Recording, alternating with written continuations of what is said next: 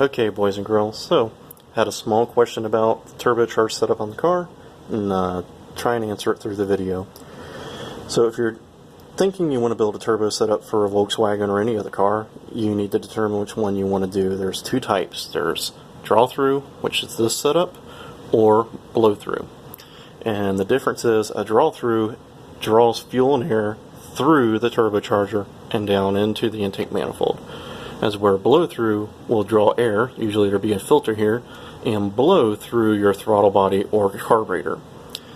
The Drawthrough setup is much cheaper, and the reason being is that the fuel system required will not be as complicated. This car right here has a Carter fuel pump, El Cheapo 5-pound, 7-pound pump with a regulator on it, regulating it down to 2 psi, because that's what this carburetor likes. If you did a Blowthrough and had the carburetor down here, you would have to have a rising rate fuel system. So you're going to have a good pump that can rise above the pressure you need. You're going to have a regulator that can regulate it to whatever it needs when it's under normal atmospheric conditions. So let's say your carburetor runs at 3 psi, it needs to have 3 psi, but when you start building boost, for every pound of boost, it needs to have 1 pound of fuel pressure. So you have to have a rising rate fuel regulator, and you need better fuel hose because your fuel pressure is going up higher, and it just kind of snowballs from there. So I'll try and get on this setup here a little bit. If you're going to try and do this yourself, you need a few skills. You're going to need to be able to weld or know somebody that can. You're going to need a little bit of ingenuity because you're going to have to figure out where all this is going to fit on your car and your project. And you're going to have patience because you're going to have to tune it and deal with it yourself, more than likely. Alright, so this car, the header is just a standard 1 7/8" merged Volkswagen header that I cut and turned the collector up this way. I had to do some other finagling to get the pipes under there, and it comes up into about a 2-inch pipe. This is kind of small, I will tell you that. And it goes into a T3 turbo from, I believe it was from a Volvo. It's like a .42 AR, I think it is. It's really a small one, but it works great in this application. It is internally regulated with a wastegate, and what that means is the wastegate is built inside the compressor housing, the exhaust housing here. And there's a hole here with a flap that flaps over it, and it's controlled by this actuating rod and this diaphragm. And this diaphragm hooks to the intake plumbing underneath the turbo, and when I build this setup right now is set up for 8 pounds of boost. When I build 8 pounds of boost, pushes air on here, which pushes that rod, which makes that flap open up and relieve the exhaust gas and pressure from spinning the turbine in there.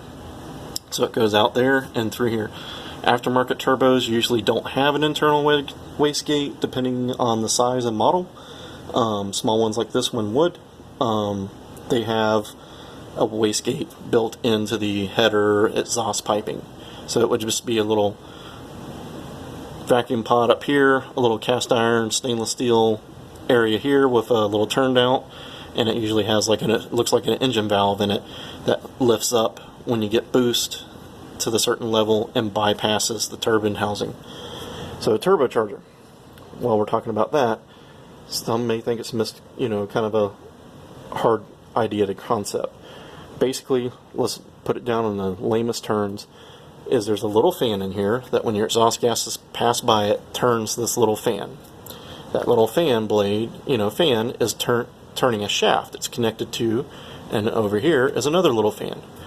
And that one spins, and it sucks fuel in, or air, depending on which setup you got, and pushes it out here, pressurizing it into the engine. You're not always going to run boost in an engine. That is, if that's a concern, thinking this thing's going to build boost all the time, the only time you're going to build boost is when the engine is under a massive load, or when the throttle is at wide open throttle. So, like this engine here runs down the road at 65-ish mile an hour and runs about 12 inches of vacuum. If I go up a hill, which is putting a load on it, it will lose some vacuum, but it doesn't build boost as long as I don't put my foot in it. If I start putting my foot in it, I'll start building 4 or 5 pounds of boost depending on how much I put it in there. So going up a hill, it goes down to maybe about 11. If it's a really big hill, maybe 10 inches of vacuum. Still not building boost. For this setup here, you need oil to supply up to your turbo, and it needs to have a drain because there's bearings in here. And it's a plain journal bearing on this model. There are some that have ball bearings, but this is plain journal. So over here, I've tapped off my oil pressure sending unit area with some brass tees from the hardware store. I have a little chunk of rubber pipe, and then it's steel from up there that goes up to the top, to here, to the turbo. That's my turbo feed. And then coming out of my turbo is my turbo drain. You have to have a drain. It has to be able to go back to the engine sump. So you need gravity to work in your favor here, so that depends on where you're going to mount your turbo. Alright, drains down and back into my engine case through my fuel pump block off. You can run an electric scavenge pump, but you're talking about adding more money, more complexity, and they're noisy as can be in all reality. Been there, done that. Don't want to do that ever again. So we have our oil supply, oil return. You have carburetor, goes through the turbo, down into the intake manifold, and it tees off to each bank. For this part, you could use whatever you wanted to use. I've seen people use stock manifolds. You know, it's kind of small. I've seen people use progressive Weber manifolds, and that's a little better idea. It's a little bigger. And then this is just a, I think it's 1 3/4-ish, somewhere in there. It's fence piping is what I remember this being. It goes from side to side. It's the same size as my end castings. For the distributor on a Drawthrough, you can get away with like a 009. This one actually has points still in there. See that? Points and condenser still works. So you do have to modify it. When this thing is running, usually a Volkswagen likes around 32 degrees with carburetors, sometimes a little more, sometimes a little less. But with a turbo, you're going to want to reduce the ignition advance when you're under boost. And you can do that several ways. You can spend money and buy the proper stuff like a BTM from MSD, where it retards timing when you add boost, but when you're not adding boost, it has whatever you're set for. You could use the CV black box, which does the same thing, but on that you have to build a whole new table because it's computer, so more complexity, more money. For a setup like this, and you want to be cheap, you can use a 009, and you can take the little bolts out that hold these little clips on. Take the two of those out. Of course, you got to take your points out and condenser out, and then this plate that the points sit on will come up, and underneath here is two little weights, and they pivot just like your points do, but they're free floating. They have one has a spring on it, and then outside that is two metal stops sticking up up there. All right. What you want to do is bend those stops about half the distance that they are set at now inward. What that does is that little weight, when centrifugal force starts throwing it out as RPM increases, it comes out and that starts advancing the ignition until it hits that stop. So if you move it halfway there, you're losing half of your advance. And what that usually does is it will make you have your 7 or 10 degrees at idle of ignition advance and 25 degrees total advance. Now, depending on how you bend the weights, the stops, it's going to adjust a little bit, but it does it as a basic rule. So this setup has 25 degrees advance total, and you're going to want to reduce the advance because you're running boost. Like I say, you could do something more fancy with an MSD or black box CB. So to me, a Drawthrough is definitely the cheapest and simplest. You can go to a junkyard, get a turbo. You could buy a new turbo, and I think you'd still be better off. Now, buying a new turbocharger, I'm going to warn everybody in the world against this. eBay Chinese turbos for $100 are way too big for a Volkswagen. I mean, for majority of the guys building this stuff, you probably have a 1600, 1776, something really small. A T3, T4, 0.63 AR is way too huge and is going to be a duck. It's just going to be super laggy and not any fun until you start building up into some real boost. So I'd suggest stay away from those. Plus, they do not come with a carbon seal, which what you need to be able to go draw through. So, and there are people that do sell backing plates, I know that, but you're adding $170 or something like that to add a backing plate to a $100 turbo, as where you could just spend a few dollars more and buy a brand new T3 style turbo with the carbon seal in it, or buy a used one on eBay and have it rebuilt. I think you'd still come out money ahead.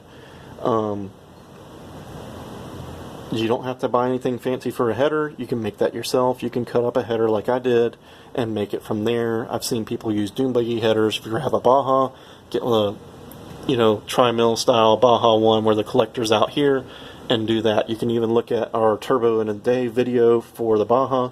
We just made an adapter plate to go from the flange to the turbo, and yes, that was a T3, T4 because we had it laying around. Blow-through turbo setups, if you want more info on that, go look at Old Speed Sci and Vintage Speed VW. Both of those guys are doing the blow-through setup.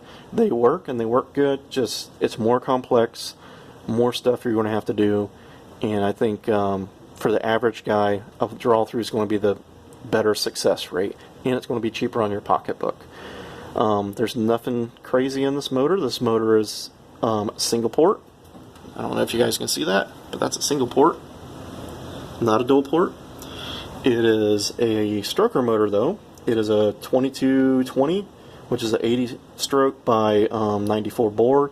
It has cast pistons. It has the El Cheapo 4140 crank in it. It has a CB cam in it, which is a small one. It's a 2236, I believe is the name on it. It's basically a FK 65, which is like an Engel 100 with ratios on it. Nothing crazy in it. You don't need anything crazy on the bottom end. 10 pounds of boost on a 1600 stocker is going to be a fun ride. You don't need it. You shouldn't have to have forged pistons if you get the air fuel ratio right. So the next thing I'm going to say is invest in a good wideband. This is not a wideband. This is just a plug for me, but invest in a wideband. If you don't have one, it will make tuning the carburetor simple and easy to do. For carburation on a draw-through, you can use almost anything in the world that your heart has decided to use, or you have. I've seen people use a stock carburetor. I've seen people use 4 barrels, which is more common. I've seen people use a single 44 IDF, and this is an 1.5 SU. I like this thing because it's dead simple. There is no accelerator pump, and there's no jets. There's no enrichment circuit. There's just a needle, which is the jet in all reality, that gets, and there's a diaphragm up here that when air passes through this, air velocity, it pulls this diaphragm up and pulls the needle out, and the needle is tapered, and that makes the fuel enriching from here. It makes the hole bigger, and air passing through there pulls the fuel out. It is dead simple. The problem with those things right now is they've gotten expensive. They came on Jaguars and other British cars, MGs I believe, and prices have gone crazy on them. They used to be cheap, now they're $200 and $300 for them on eBay.